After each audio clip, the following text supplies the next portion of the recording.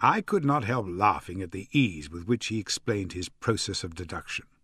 "When I hear you give your reasons," I remarked, "the thing always appears to me to be so ridiculously simple that I could easily do it myself, though at each successive instance of your reasoning I am baffled until you explain your process, and yet I believe that my eyes are as good as yours." "Quite so," he answered, lighting a cigarette and throwing himself down into an armchair.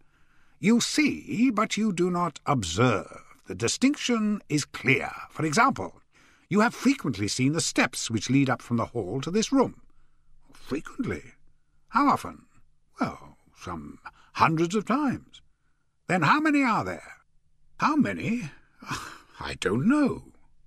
"Quite so. You have not observed, and yet you have seen.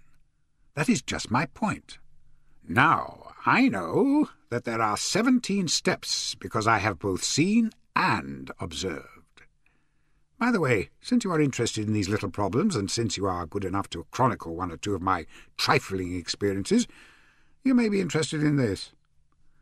He threw over a sheet of thick, pink-tinted notepaper, which had been lying open upon the table. "Came by the last post," said he. "Read it aloud." The note was undated and without either signature or address.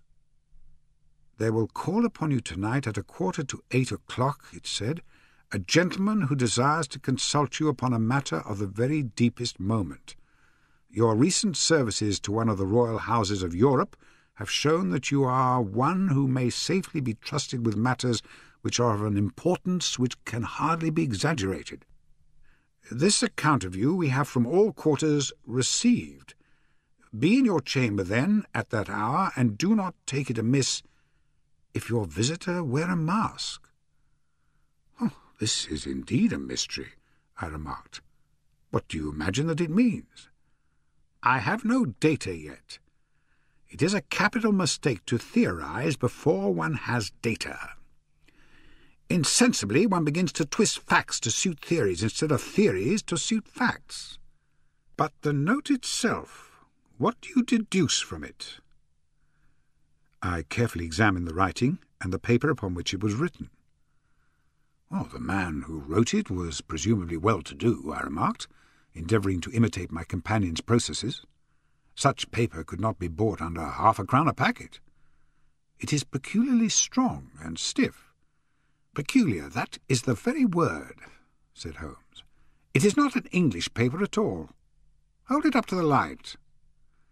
I did so, and saw a large E with a small g, a P, and a large G with a small T woven into the texture of the paper. "What do you make of that?" asked Holmes. "Well, the name of the maker, no doubt, or his monogram, rather." "Not at all.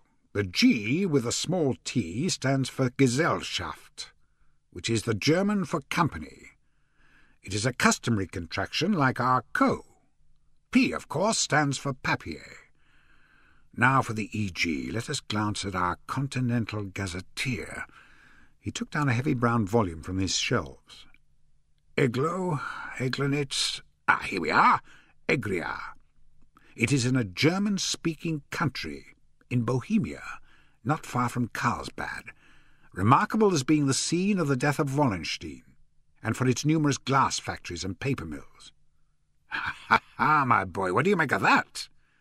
His eyes sparkled, and he sent up a great blue triumphant cloud from his cigarette. "Oh, the paper was made in Bohemia," I said. "Precisely. And the man who wrote the note is a German.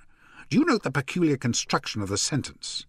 This account of you we have from all quarters received. A Frenchman or Russian could not have written that. It is the German who is so uncourteous to his verbs. It only remains, therefore, to discover what is wanted by this German who writes upon Bohemian paper, and prefers wearing a mask to showing his face.